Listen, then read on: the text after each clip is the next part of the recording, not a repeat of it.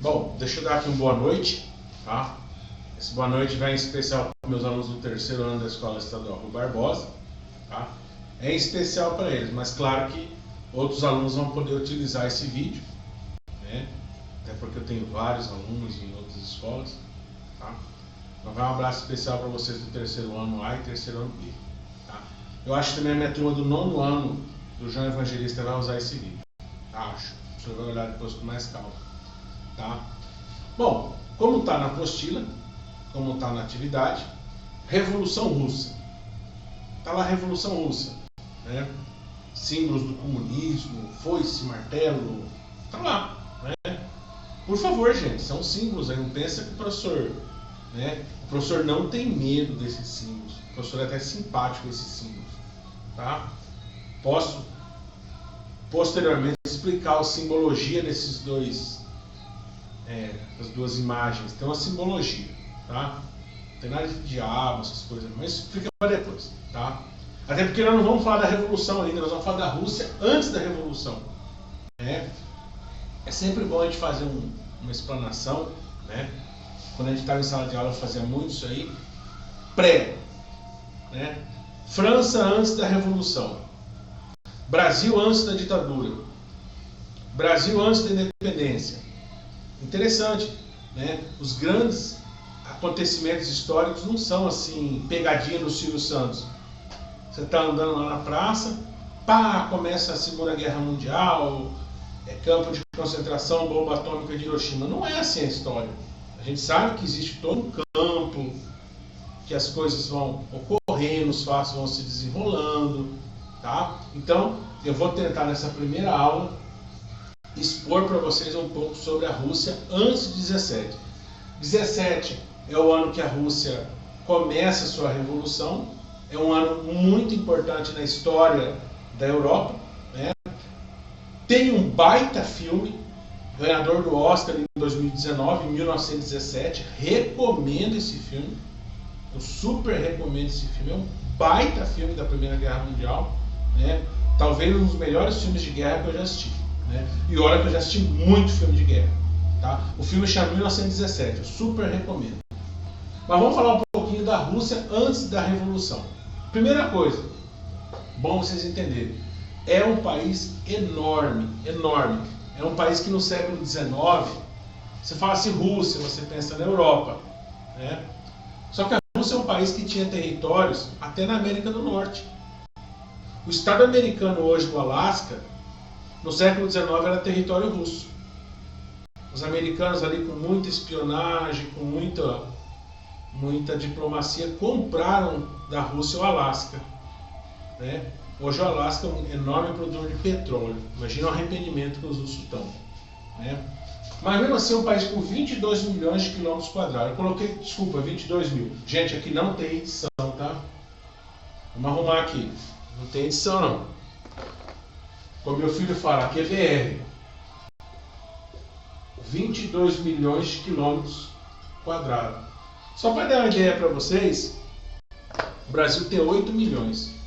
É quase 3 vezes o território brasileiro.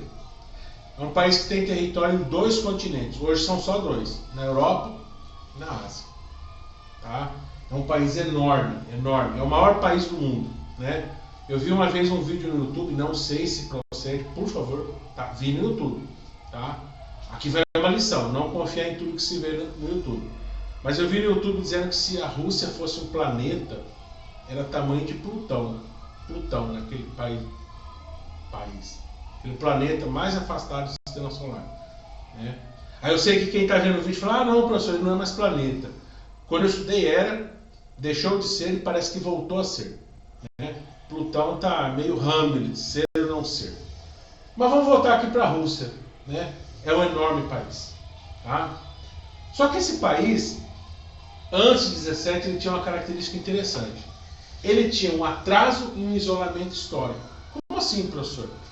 Enquanto as outras nações da Europa deram um salto a partir do século XV, não, século XVI, talvez. Estou falando isso por quê? Foi uma onda de avanços que a Europa começa a ter quando acabou a Idade Média. Quando o professor fala assim, talvez, é porque é difícil num momento histórico tão amplo como o final da Idade Média você fixar uma data, é difícil. Tá? O professor fala isso sem muito medo. É difícil você fixar o final da Idade Média foi no século tal. Não. Algumas regiões da Europa se desenvolveram mais, saíram mais rápido do feudalismo. Algumas regiões da Europa saíram mais tarde do sistema feudal. Tá, mas essa dúvida não paira sobre a Rússia. Por quê? Porque a Rússia ficou isolada e atrasada, historicamente. Tá? Enquanto as transformações, Renascimento, Iluminismo, Revolução Industrial, avançavam sobre a Europa, a Rússia tinha aquele sistema isolado ainda, com o pé no sistema feudal. Tá? E aí eu fico com uma curiosidade, essa curiosidade eu vou jogar aqui, vocês podem procurar, fala que eu falei para procurar o professor Rinaldo e o professor Israel. Esses dois caras, gente, o Rinaldo e o Israel, estou citando pelas costas, tá? Mas pelas costas eu só falo bem dos professores. Esses dois caras eu admiro muito, agora falando sério. E assim, uma pergunta que eu faria para eles. Se fizer e eles me responderem, eu coloco no link, coloco no Classroom. Como que uma região tão atrasada produziu uma literatura tão rica no século XIX? Né? Eu tenho aqui um livrinho, quando eu falo livrinho não é desrespeito não, tá? É porque é uma edição desse escritor aqui, ó, Leon Tolstói, A Morte de Ivan Illich. Né? Esse cara aqui escreveu um dos maiores romances da história. Russo, no século XIX, numa região atrasada. Né? Esse aqui não é o maior romance da história, esse aqui é um livrinho que ele escreveu só para contrato com a editora, mas é uma baita história. Não vou dar spoiler. Tá? E ele escreveu Guerra e Paz. Esse Guerra e Paz, até se vocês quiserem dar de presente para o professor, tá? A versão original, porque eu tenho a versão em quadrinho do Guerra e Paz, aqui ó.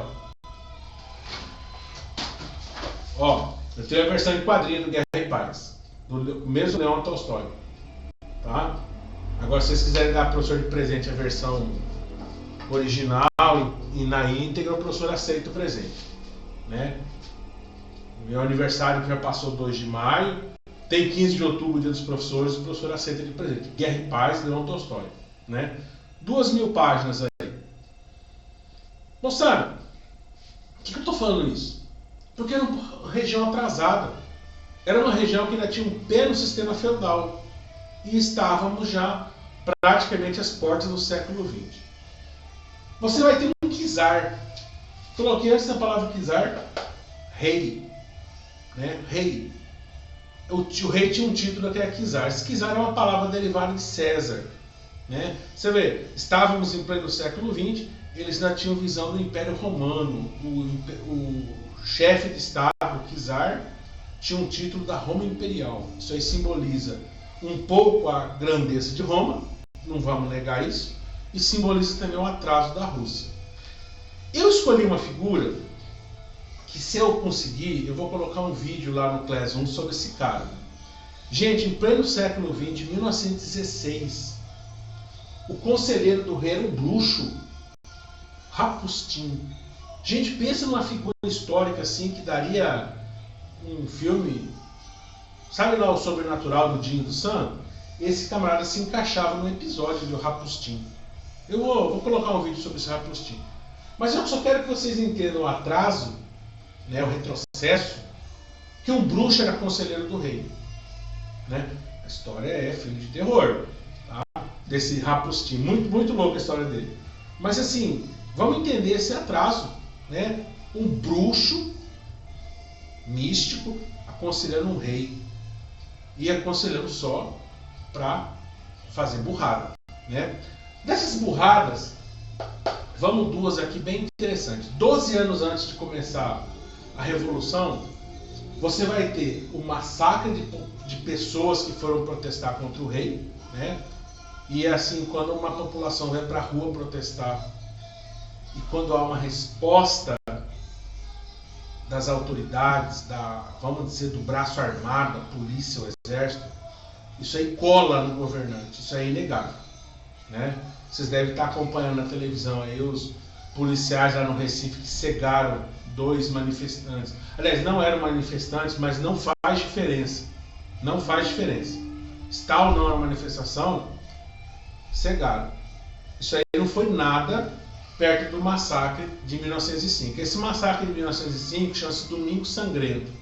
Domingo Sangrento, né? Não tem a ver com a música do U2, Sunday Bloody Sunday, que também é Domingo Sangrento, mas é um outro fato histórico, em outro lugar, tá? Gosto pra caramba do U2. E além desse massacre, uma derrota numa guerra contra o Japão. Aqui vem aquela máxima, tamanho não é documento, né? Um país desse tamanho perdeu para o Japão. O Japão é um arquipélago no Oceano Pacífico, tamanho do estado do Paraná. E a Rússia perde humilhantemente uma guerra para o Japão, né? O Japão vem com uma tropa extremamente equipada, né? Extremamente treinada, né? Equipamentos modernos, e impõe uma derrota humilhante para a Rússia, que claro que veio com tudo atrasado. Armamento, equipamento, soldados mal treinados. Então, 1905 começa uma agitação que fica mais latente. O povo já extremamente descontente com o senhor Czar. O nome do Czar, o professor não gosta muito de nome. Eu não sou muito fã de nome de herói, nome de vilão, né? Eu citei essa aqui porque é uma figura... Vocês vão ver no vídeo. Mas vamos colocar o nome do Czar. O Czar chamava Nicolau II. Nicolau II, né? O povo já está mais contente ainda com o Czar, com o Nicolau II. Beleza? E aí, moçada, chegamos no ano de 1917. E a Rússia, antes de 17, né? Ela entra na Primeira Guerra Mundial. Entra em 14, entra do lado francês e inglês, contrário à Alemanha, né? E a Rússia é humilhantemente derrotada pela Alemanha, né? Cuidado com essa pegadinha no Enem, né? A história ela trabalha muito a vitória russa contra a Alemanha na Segunda Guerra Mundial. Já pensou se joga uma pegadinha para você?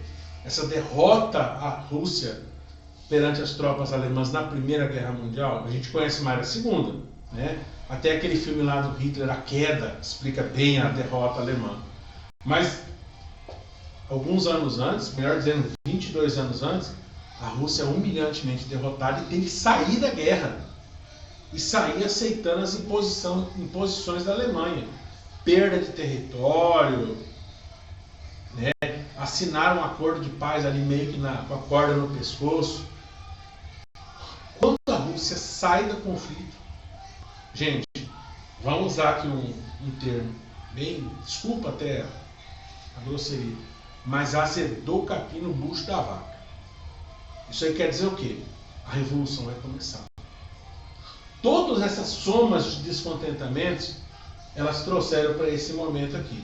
A saída da Grande Guerra. O professor chamou de Grande Guerra porque eu fiz um vídeo no qual eu disse que o nome do conflito da Primeira Guerra Mundial, na época, era Grande Guerra, né? Quando esse país saiu do conflito de maneira humilhante, né? Uma maneira assim que vidas foram perdidas assim em enormes quantidades, né? Dá para entender pelo atraso, né? O atraso, o isolamento histórico fez com que a máquina de guerra alemã trucidasse a máquina de guerra russa. Então, quando eles saem literalmente forçados do conflito, gente, internamente a Rússia começa uma revolução, né, muito profunda, posteriormente muito sangrenta, tá? E se a Primeira Guerra Mundial praticamente destruiu a Rússia, a Segunda Guerra Mundial vai levar a Rússia a uma categoria de potência mundial, tá? Mas Segunda Guerra Mundial é outro assunto. A próxima aula eu vou falar sobre a própria Revolução. Aí nós vamos trabalhar a Revolução mais profundamente, né? Mas isso fica para a próxima aula. E provavelmente essa semana mesmo eu já poste o vídeo sobre a Revolução. Moçada, um abraço para vocês, tá? Cuidem-se, tá? E logo logo lanço o próximo vídeo. Tchau, tchau!